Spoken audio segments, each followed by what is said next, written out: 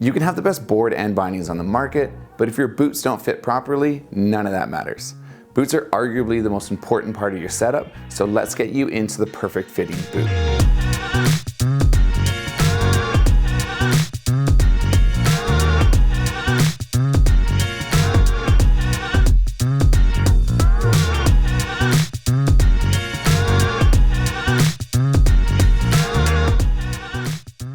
Over the course of my career as a professional snowboarder, spending 100+ days a season on snow, I have come to learn the importance of a proper fitting snowboard boot. Now today we're going to run through everything from heat molding to J-bars to the different types of liners we can get, but it all starts with getting your proper size. And I don't mean your shoe size. I want to know your performance snug fit size. And that starts by going to a Burton flagship store or your local snowboard shop. So the reason I said I want you to go to a snowboard shop is for one of these. This is a Brannock measuring tool, and this will give us an accurate measurement of your foot size, length, and width. The more information we have, the better we can get you into a proper fitting boot. Because the human feet are so unique, everyone is different, that we want to know what your foot is doing so we can make the best decisions possible for you. One thing to think about is that the liners are constantly breaking down. So that means that this boot is going to be as small as it ever will be right now. So if we can get you into a snug fitting snowboard boot, not toe crunching, but a snug boot, that means that this boot is going to fit better for longer. For example, if I came in and I was shopping for new boots and I measured out in between a 9.5 and a 10, if I was buying street shoes, I would probably say the 10 would be better because it'll be more comfortable, a little bit more room. To get a proper performance fit, I'm going to try on the 9.5, and if I'm just touching, not toe crunch, just touching, snug fit, maybe I can kind of feel it, I would probably run the 9.5 for a performance fit and have it packed out so that it's as tight as possible, because that is going to be a better fitting boot for a longer period of time. Just like snowboards, boots are designed for different riding styles. So for the veterans out there, I know you know this, but for the beginners, let's go through this really quickly. Now, a softer flexing boot is for more beginners or rail riders, people that are probably riding at a little bit of a slower speed and they want more ankle movement. When we get into a stiffer flexing boot, this is for a rider that's probably riding faster, more aggressive. They want more stability out of their boots and ankle support. Now I will add that's more of a kind of general guideline than a rule. I do know some people that like to ride a softer boot in all conditions, but it gives you a good layout of understanding of what you need out of your boot. The liners where we're going to start noticing a difference in price point and also in ride. So a little bit more price point, softer boot, you're probably going to get the Imprint series liner. Now this is a bit softer, the material's a bit softer, it does pack out a little bit more, and only the Imprint 3 is heat moldable. When we step up to a life liner, we're going to see a little bit more support, we're going to see a little bit more stiffness. That material is a little bit more firm and won't pack out quite as much as the Imprint series. Also, all life liners are heat moldable. Within the life liner, we also have the ASIM life liner. Now this is similar to the life liner with materials and not packing out too much, also being completely heat moldable.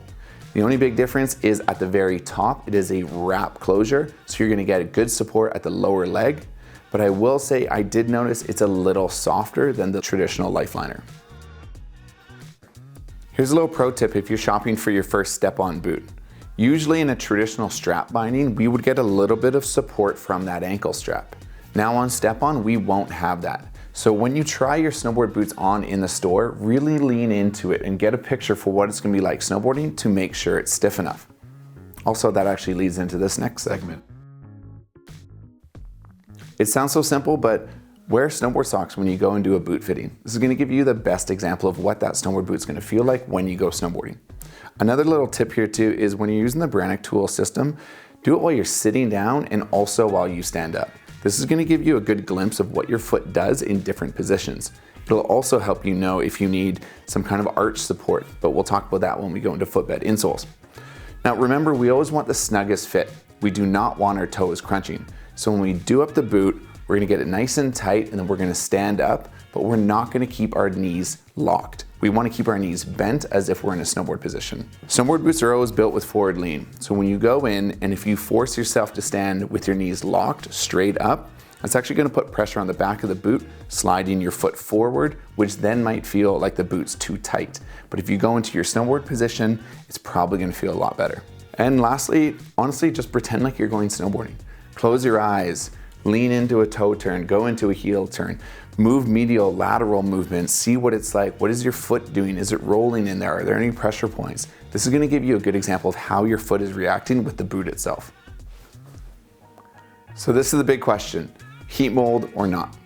I personally don't heat mold any of my gear. People say that heat molding is the equivalent of 15 days of riding, and I snowboard a lot. So I know that if I'm riding aggressively, these boots are gonna begin to pack out and mold to my feet fairly quickly.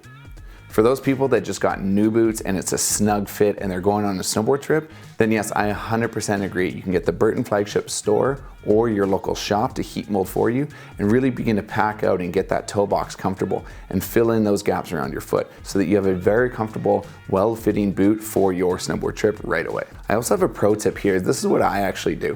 When I transfer from an old pair of boots to a new pair, I take my old liners and put them into my new shells. I ride for a few days, let my shells kind of break in, and then I take those old liners out and put the new liners in. That kind of gives me a little bit of a transition period going from my old broken down boots to the new fresh ones. J-bars and insoles are the next step in customization. I personally think that upgrading to aftermarket footbed insoles is one of the best things you can do for a better fitting snowboard boot.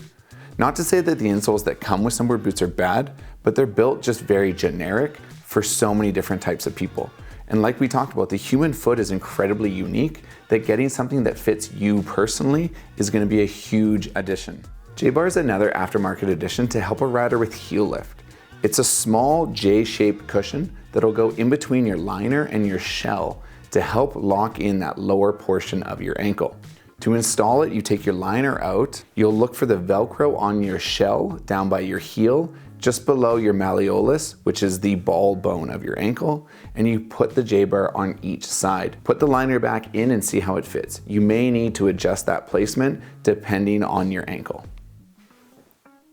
The last chapter I'm going to talk about is how a boot lacing system can affect fit as well. If we have one single lacing system for the entire tongue, one dial, we can imagine there's not going to be a lot of customization there. It's going to be one area to control the entire tongue. When we move into the dual zone, this is where we can start talking about tightening our lowers and our uppers differently for more customization. We also have the triple dial, triple zone control. This is like the future of customization. Basically, we can control our upper, which is the lower leg. We have the instep and forefoot controls as well. This is where we can have different tightnesses and support in different areas based on our feet. All right, I hope you are dialed in with your fit. If you have any other questions at all, feel free to drop them in the comments and we'll do our best to answer them. We are here to help.